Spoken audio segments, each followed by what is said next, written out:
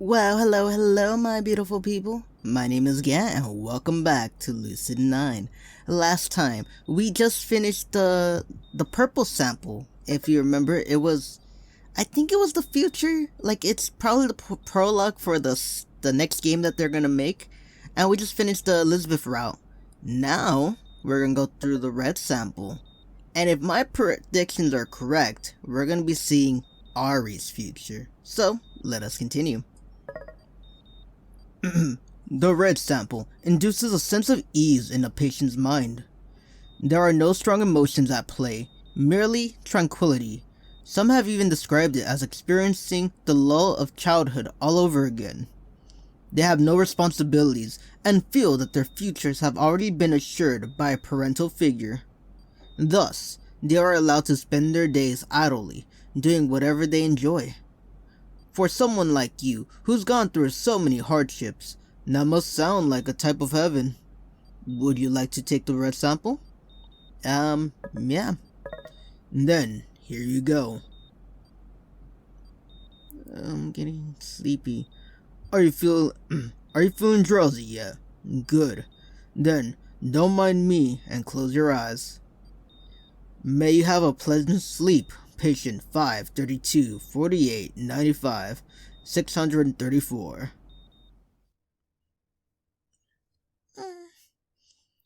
What was her voice again? Was it like this? I don't know. Let's see. Ooh, love the music.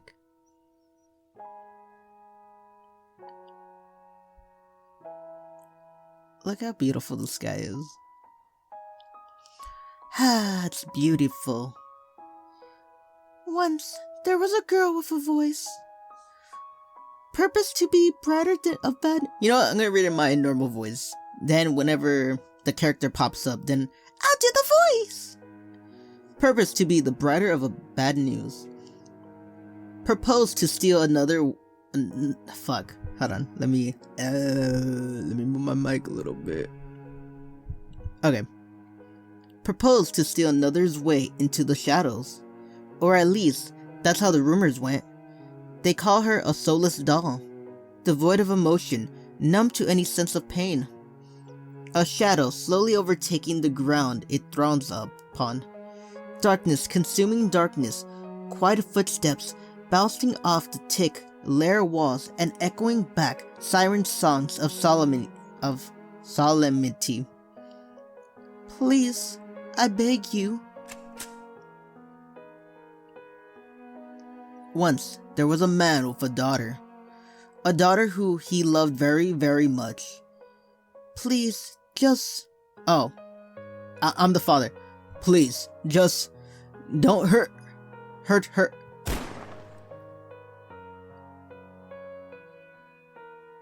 Daddy?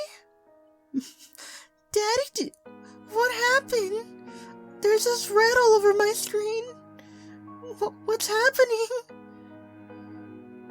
And then there wasn't. But that's just how life works out, isn't it? The things you love sprout wings, only to be cut down moments before taking flight.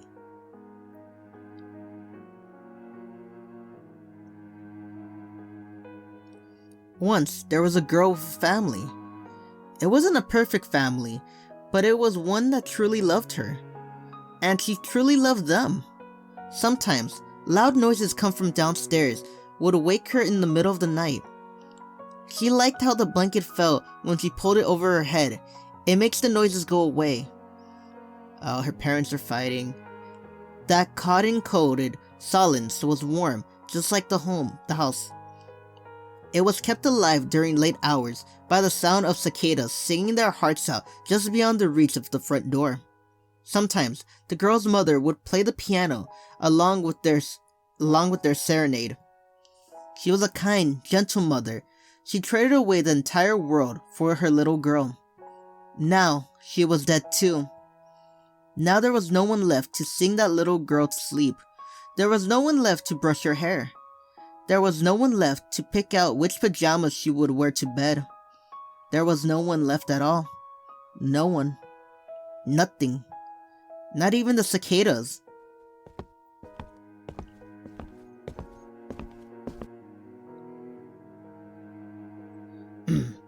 What's your name, little girl?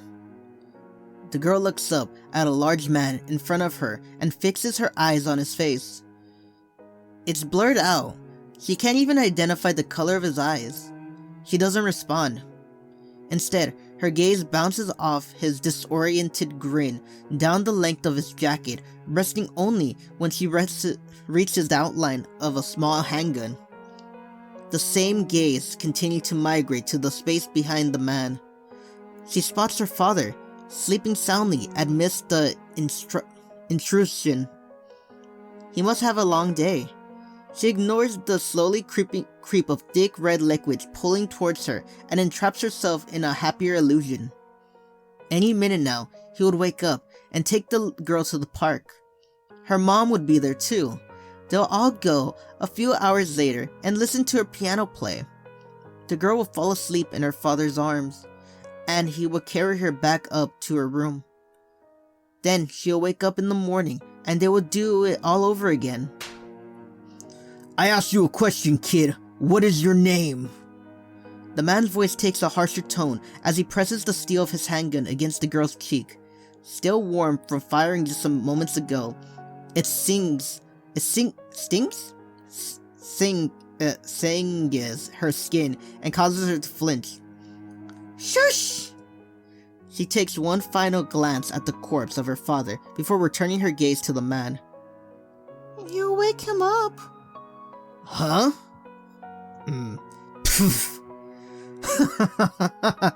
Oh, you gotta be fucking kidding me.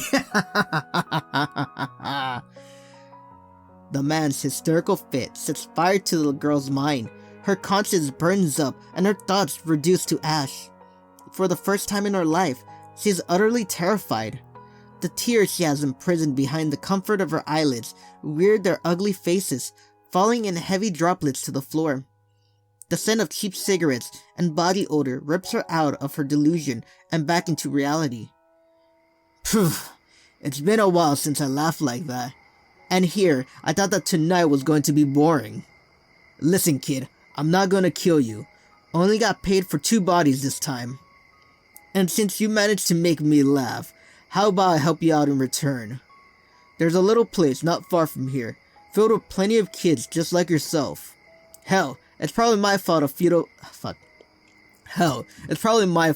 of them are there in the first place. Plus, I get a nice bonus for bringing you in. The man's fingers pull back the girl's hair, tilting her neck until it feels as if it's going to snap.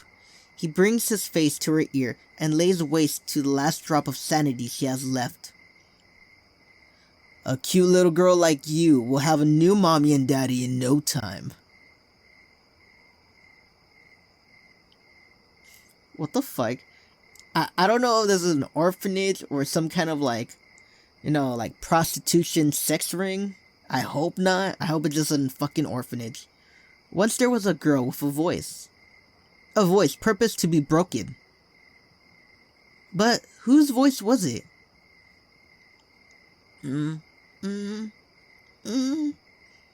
Ga. Dad? Is that you? Ga. Who is it? Who's there? Ga. Make you go away. Ari Hiraga! Huh? What were you doing? We were doing your introduction, dear. Are you okay? Fine. I'm sorry. It's okay. We all know how hard it is to adjust to things here, but everything's going to be just fine, okay? And if you ever need to take a minute to breathe, we'll breathe with you. We're all family here, Ari. We are here to help. Family? You're not family. Now, why don't you go ahead and introduce yourself to everyone? They're all been dying to meet you. They're all looking at me. What else am I supposed to say?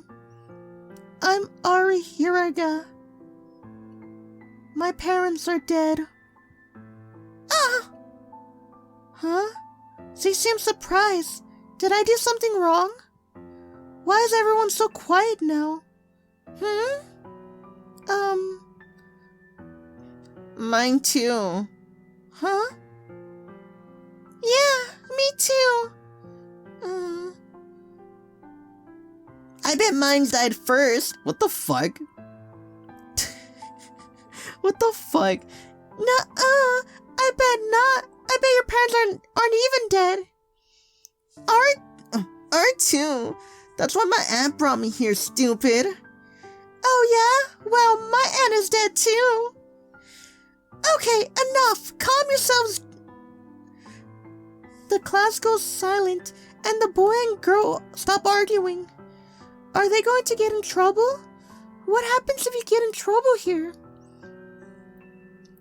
Ari, how about you take a seat in the circle, dear? We're going to be reading a story today. Okay. I take a seat between two girls and a little older than... Fuck.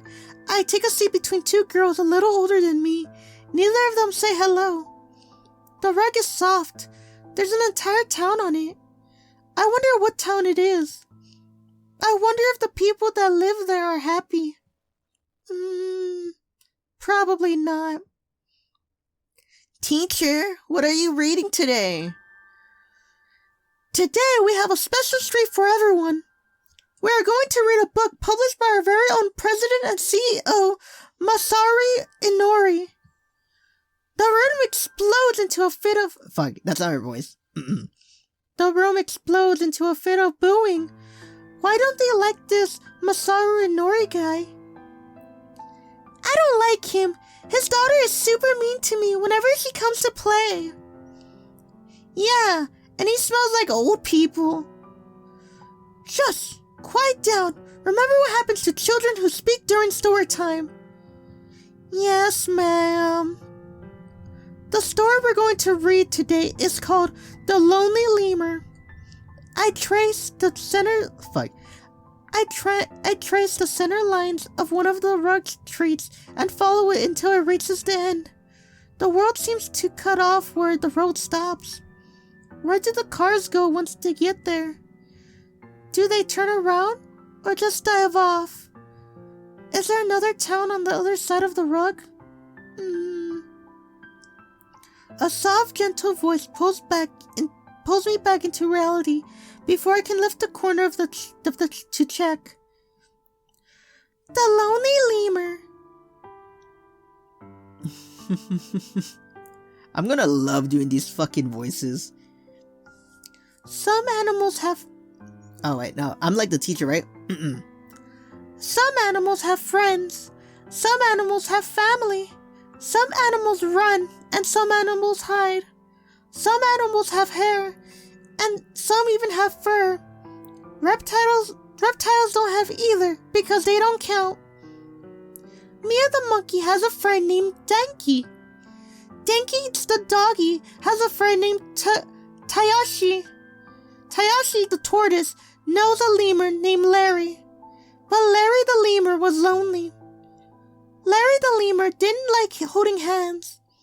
Larry the lemur didn't like giving hugs. Larry the lemur liked time by himself. Larry the lemur probably liked eating bugs.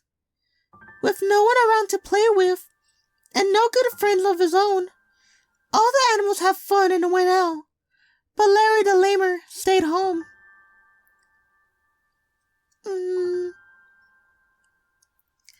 Larry the lemur? More like Larry the loser. Why didn't Larry like giving hugs? Hugs are nice. Did Mr. Inori really write that? It sounds too cute for an old fart like him. What's a lemur? Is that the weird monkey thing? One by one, everyone starts shouting out their feelings about Larry. They talk about how he should play with everyone and how eating bugs is gross. One of the boys even said that Larry's parents were probably poor. Everyone laughed, the teacher too. I think Larry sounds nice. I think the other animals should try to say hi to him. Sometimes talking to other people is hard. Sometimes it's very hard. Ari, what do you think? Me? Yes, you. What do you think about Larry the lemur? Too many eyes, all focus on me. If I side with Larry, will they think I eat bugs too? What do I say? You're not giving me a choice, are you? I look at the first one, I'm like, no, the second one. It's the same thing. Third one, same thing. Gosh darn it, man. I don't know which one to pick. Like, they're all good answers. Lie about your feelings. Lie about your feelings. Or lie about your feelings. Which one, man? I don't know which one to pick. I'll pick the second one. Because the second one's mostly the best choice, right? I think Larry is weird. Ooh, and why do you think that?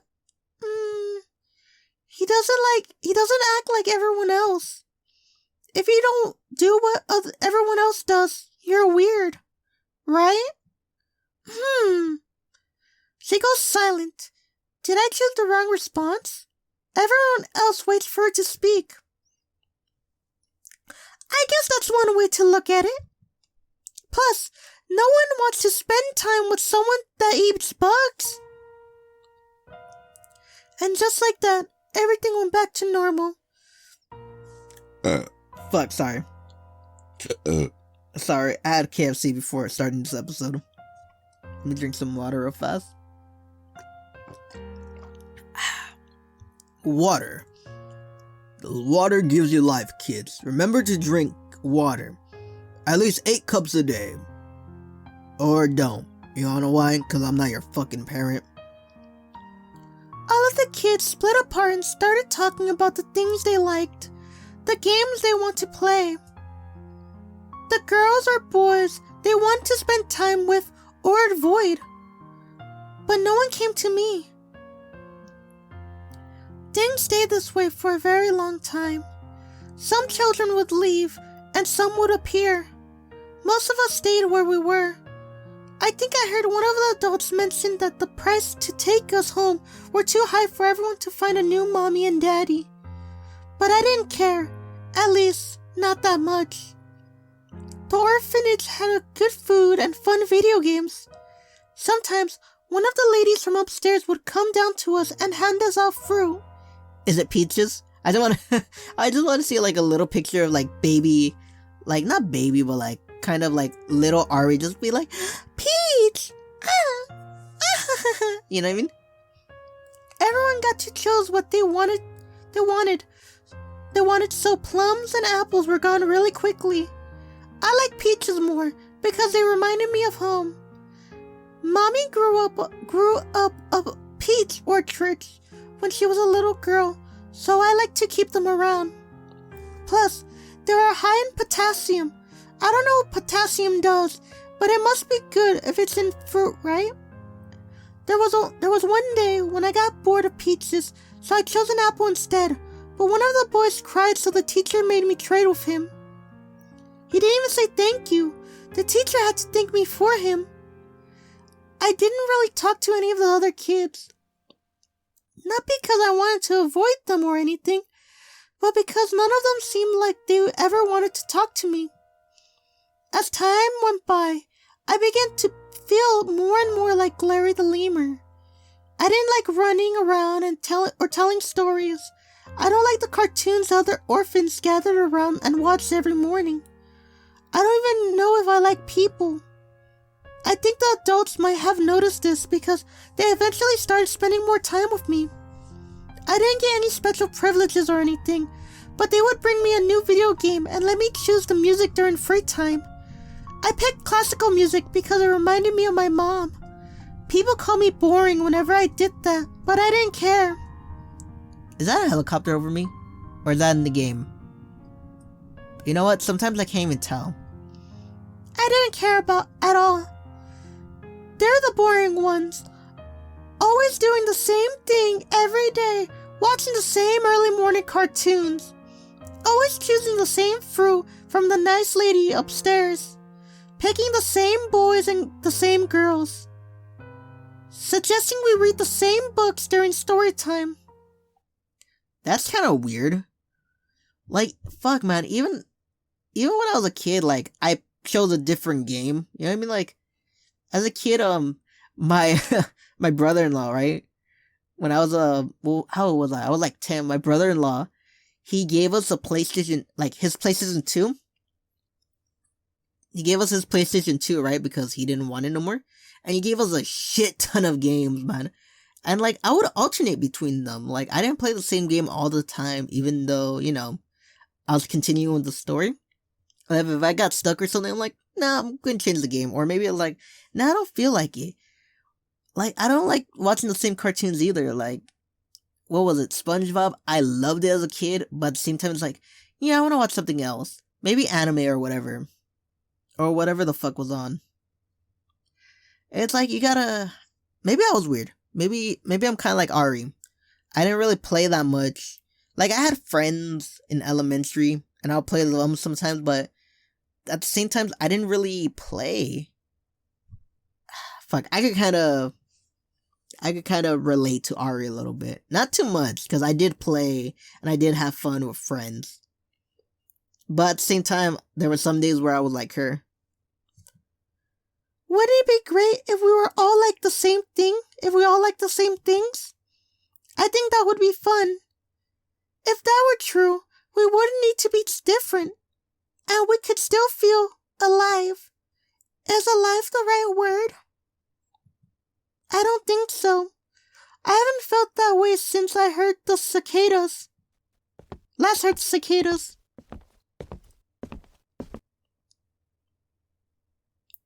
I don't know if it's a guy or girl. I'm just gonna do my guy voice. Hold on. Excuse me. Huh? Oh, it is a guy. Hello. Is your name Ari? Who is this? I haven't seen this man before. He couldn't be coming to... No, that isn't going to happen. No one's going to pick me out of this group of kids and take me into their home. I am a lemur. Ari Shigarari. But that's not even her last name. Ari Hiraga. Is that you? Yes? Great. Now on. Great. So how are you feeling today? The man looks up, down, and at the handheld console resting in my hands. I pause the game upon hearing my name called out. Thankfully, this was a turn-based RPG, and I wasn't missing out on any action. I'm okay. Good. And what do we have that... Oh, is that the Legends of Dragon? You know it? It's one of my all-time favorites. What part are you at? We just left the Imperial Castle and are heading to Ox? Oh man, you're getting to the harder fights in the game then. I know. This is my third time playing it. Oh yeah? Well, who's your favorite character? Herso. The old guy? That's certainly a strange choice for a little girl. Why him? He reminds me of my dad. The man goes quiet and slowly closes his mouth. That happens anytime I bring up my parents. The adults here expect us to just forget about them, like that part of our lives never existed. Any second now, he'll start assuring me that everything's going to be okay. It's like clockwork, this place. I watch him shake off the discomfort and part of his lips. Here comes apology. Say, do you have any interest in newer games? The woman over there tells me that you ask about them all the time. He points to the teacher, who's watching us from the side of the room. I do. Do you have any? Not with me. But what if I told you that I actually make video games? You're a dev?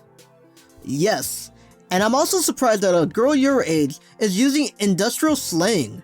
Seems they weren't wrong about you. What kind of games do you make? RPGs mostly. That's actually why I'm here. I'm looking for a few kids like yourself to help me test our latest project. What studio? Studio Lemmisgate. Is something wrong? No, I just thought you were an indie dev. I didn't expect you to be from a AAA studio. I can't really tell if that's a compliment or an insult. I'll do it. Hold on a second, I haven't explained how everything works yet. Okay, I'm listening. At first, we'll come down here and pick you up a few days a week. We'll bring you and a few other kids over to the studios on the 45th floor, buy you lunch, and let you play the game.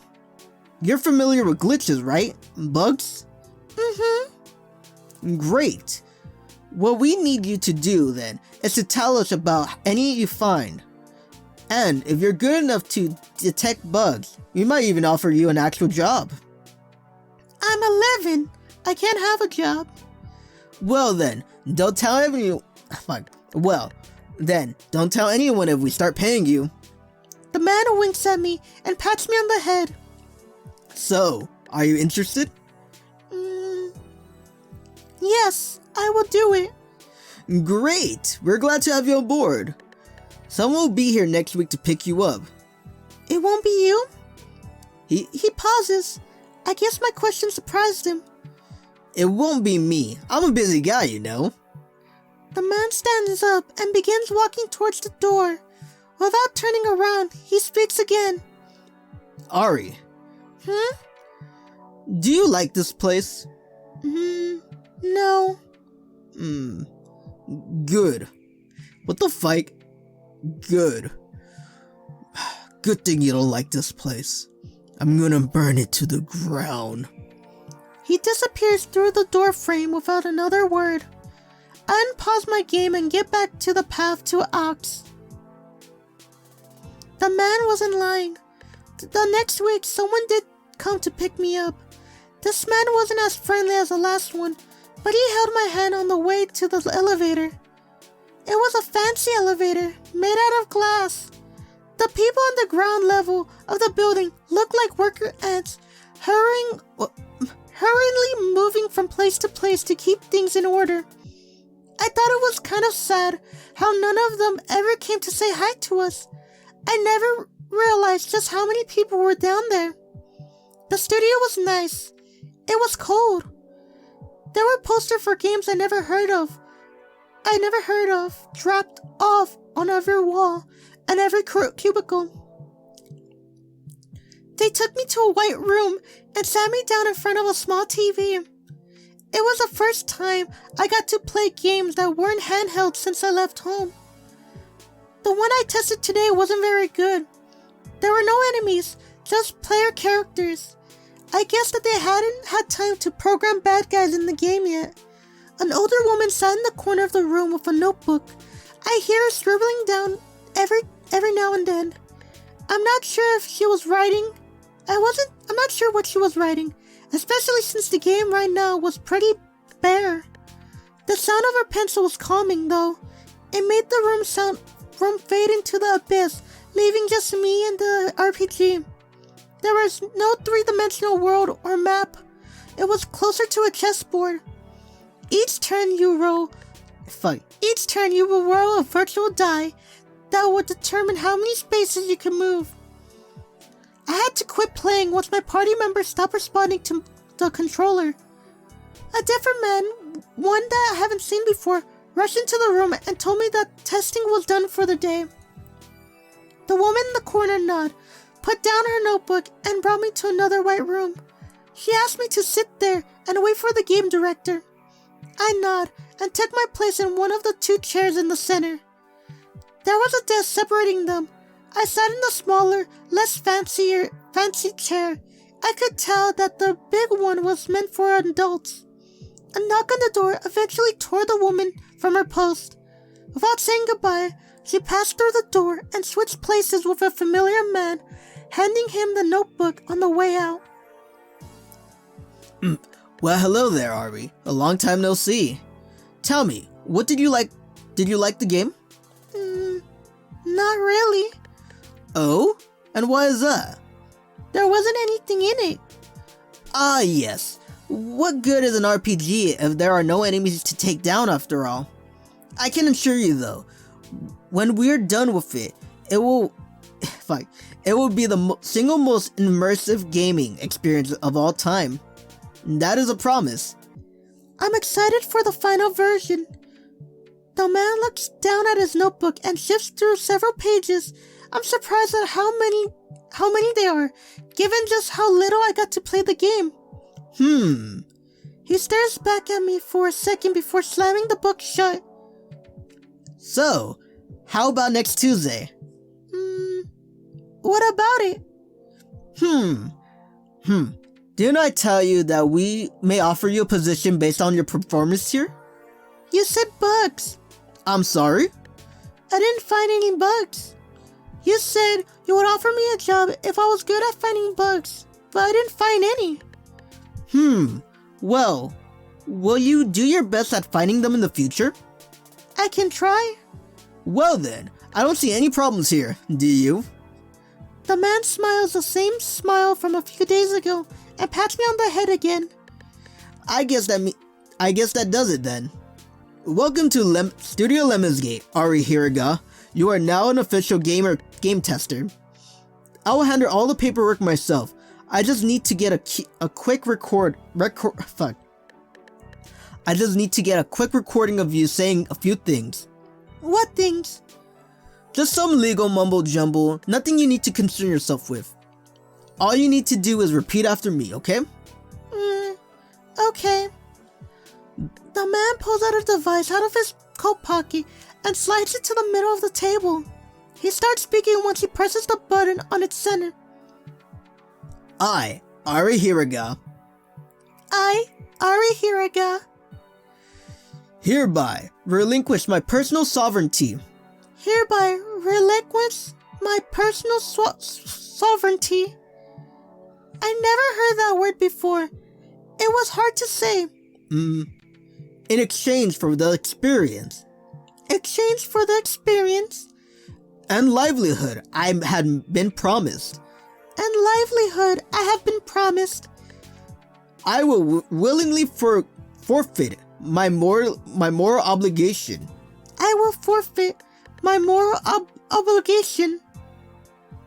What are all these ignoring words? To preserve justice righteousness. Whoa, you actually got that one. And will affirm the stances and processes. I just can't believe she was gonna say what he said earlier. I will affirm the stances and processes of the Lemonsgate Corporation. He presses the button on the device again, stopping the recording. There we go. Now that wasn't so hard, was it? I don't even know what I was saying. Hey, don't worry about it. I don't really get it either. It's just a thing we have to make all new hires do to keep up to code. I see. It never occurred to me what I had pledged until years later. And even when it did, I just pushed it away. Everyone and everything. I pushed all of it away. And for what? Shut up. Ooh.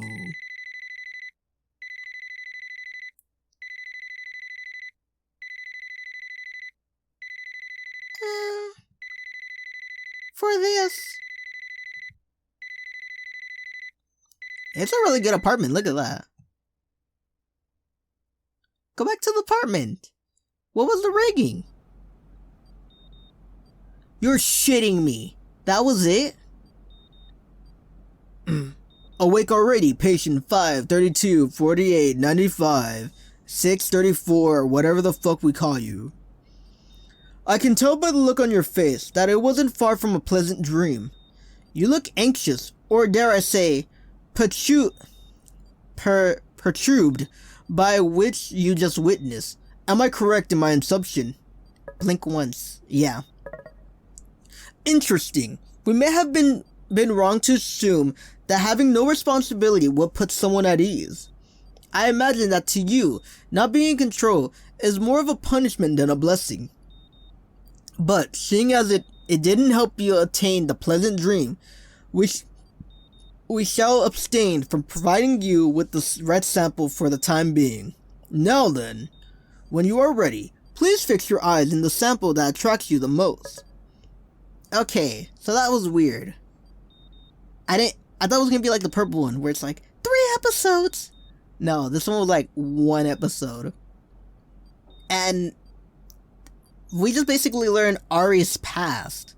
I thought it was gonna be like we learn about her future, like we did with Elizabeth. But I don't know, man. Who knows? Maybe we'll get backstories. Backstories on Misaki. Like, Ari was good. Learning her backstory. My parents are dead. And yes, I killed them. It was so fun, man. Now we're gonna see the yellow one. I think it'll be her future, unless her past tells her, like, why is she so hyper, you know what I mean? Like, hyper all the time, making stories and blah, blah, blah, blah, blah. I don't know, man. But I hope it's like the future, and Misaki, that one, I hope it's the past. Learning about, oh, I hate my mom because she was a bitch. Leaving my dad so he can go drink himself to death. Or maybe he died because, to be honest, I don't remember 100% sure what the fuck happened. All I remember is he lost his job. I don't know, man. So, I'm gonna end it right here. But yeah, can we do the yellow one? No, we'll do it tomorrow. If you like this video, hit the like button, hit the subscribe button, hit the bell notification to see whenever I post, and leave a comment. Alrighty, you know what it is. This is farewell, and as always, bye-bye, my good sir, or madam, or, whatever you identify yourself as. That was terrible. Okay, for real this time, farewell, and as always, bye-bye.